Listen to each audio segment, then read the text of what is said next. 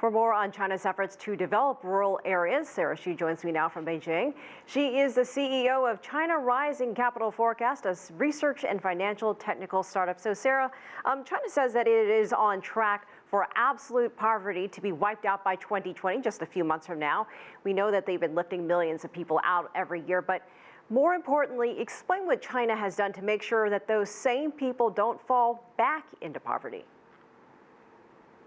Right. So China has done a lot in terms of helping people make permanent shifts out of poverty by moving them to urban areas where there are more jobs available. They don't have to farm the land for relatively little money anymore.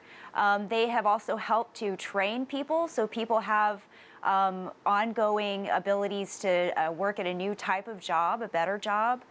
They've also provided some people with ongoing assistance. So all of these things will help people to not fall back into poverty, because it's one of the government's biggest goals is to completely eradicate and maintain that zero level of poverty.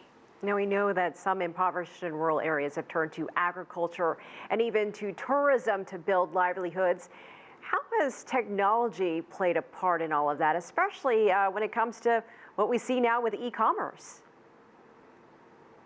Right. So China has encouraged e-commerce companies, particularly for rural areas, to help people who have goods there to sell, to be able to reach the rest of China and even the rest of the world.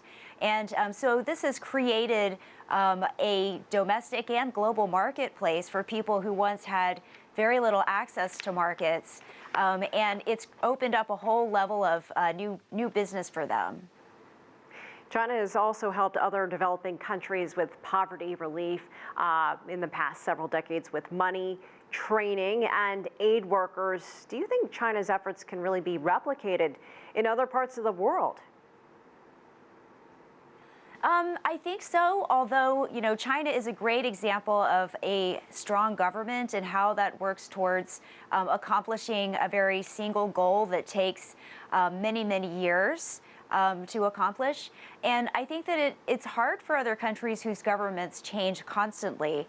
For China, it's one of its biggest achievements, but it has taken about 40 years or so in order to eradicate poverty.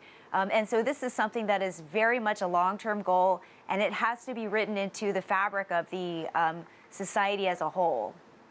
Now, China says that it is a decade ahead of schedule to deliver on the United Nations Sustainable Development Goal of no poverty by the year 2030. What challenges do you see ahead in reaching that goal? Well, I think that China doesn't have many challenges in terms of alleviating extreme poverty.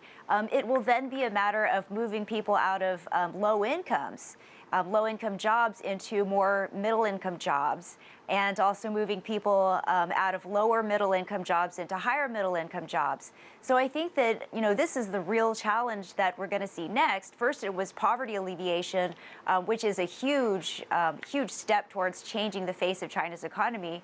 And the next step is to move that level of income up a notch. And that's going to be difficult. We've seen challenges facing China's growth, some headwinds from the U.S.-China trade war.